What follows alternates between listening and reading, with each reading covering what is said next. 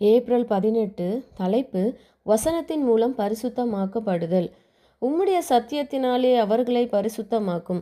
உம்முடைய வசனமே சத்தியம். யோவான் 17:17. அவர் மேல் விசுவாசமாய் இருப்பவர்கள் உலகத்தின் தீமைகளில் இருந்து விலக்கப்பட்டு சத்தியத்தின் மூலம் பரிசுத்தமாக்கப்பட வேண்டும் என்பதே இயேசுவினுடைய பாரம் நிறைந்த விண்ணப்பமாக இருந்தது. சத்தியம் என்றால் என்ன என்பதை குறித்த தெளிவற்ற யுகத்தில் அவர் நம்மை விட்டுவிடவில்லை. மாறாக உம்முடைய வசனமே சத்தியம் என்று கூறினார். தேவனுடைய வார்த்தையே நமது பரிசுத்தமாகுதலின் பணி நிறைவேற்றப்படுவதற்கான வழியாகும். அப்படியானால் வேதத்தின் பரிசுத்தமான அறிவுரைகளுடன் நாம் நம்மை பரிச்சயமாக்கிக் கொள்வதும் மிகவும் முக்கியமாகும். ஆதிகால திருச்சபையின் சீஷர்களுக்கு மீட்பின் திட்டம் குறித்து அறிவிக்கப்பட்டிருந்ததைப் போலவே ஜீவனுள்ள வார்த்தைகளை நாமும் புரிந்து கொள்ள வேண்டியது அவசியமாகும்.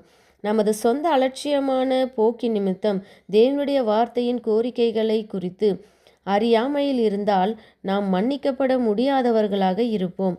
தேவன் தம்முடைய வார்த்தையை தமது சித்தத்தின் வெளிப்பாட்டை நமக்கு கொடுத்திருக்கிறார். மேலும் சகல சத்தியத்திற்குள்ளும் அவர்களை வழிநடத்த தம்மிடம் கேட்பவர்களுக்கு பரிசுத்த ஆவியானவரை தருவதாக வாக்குரைத்துள்ளார். தேவனுடைய சித்தத்தை செய்ய உண்மையுடன் வாஞ்சிக்கும் ஒவ்வொரு ஆத்துமாவும் வேதாகம உபதேசத்தை அறிந்து கொள்ள வேண்டும். உலகம் முழுவதும் கள்ள போதகத்தால் நிறைந்திருக்கிறது. நாம் உறுதியுடன் வேத வாக்கியங்களை நமக்காக தேடவில்லை என்றால் நாம் அதன் தவறுகளை சத்தியமாக ஏற்றுக்கொண்டு அதன் வழக்கங்களை பின்பற்றி நமது இருதயங்களை நாமே வஞ்சித்து கொள்வோம். உலகத்தின் கோட்பாடுகளும் பழக்க வழக்கங்களும் தேவனுடைய சத்தியங்களுக்கு முரணானவை ஆகும். உலகத்தின் சேவையில் இருந்து திரும்பி தேவனுக்கு சேவை செய்ய தேடுபவர்களுக்கு தெய்வீக உதவி தேவைப்படும். அவர்கள் தங்கள் முகங்களை சீயோனை நோக்கியிருக்கும் கற்பாறையைப் போலாக்க வேண்டும். உலகம், மாம்சம் மற்றும் சாத்தானின் எதிர்ப்பை அவர்கள் உணருவார்கள். ஆனால் உலகத்தின் ஆவி மற்றும் செல்வாக்குகளுக்கு எதிராக அவர்கள் செல்ல வேண்டியிருக்கும். மனுகுலத்தின் ஆணவமிக்க தப்பெண்ணங்களுக்கும் அவ்விசுவாசத்துக்கும் தேவகுமாரன் எதிர்த்து நின்ற காலம் முதற்கொண்டு இயேசுவின் மார்க்கத்தை குறித்த உலகத்தின் மனப்பான்மையில் மாற்றம் இருந்ததில்லை.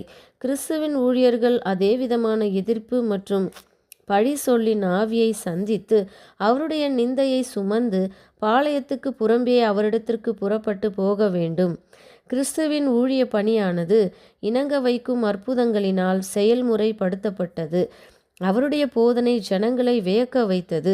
அது வேதபாரகரின் அபத்தமான வார்த்தைகளோ மாயவாதத்தினால் நிறைந்த பொருத்தமற்ற வடிவங்களோ அல்லது அர்த்தமற்ற பண வசூலிப்பின் பாரங்களோ அல்ல.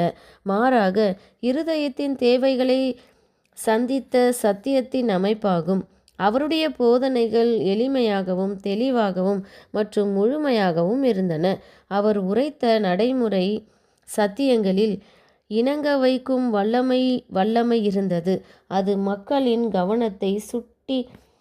கவனத்தை கட்டி போட்டது. ஆமேன்.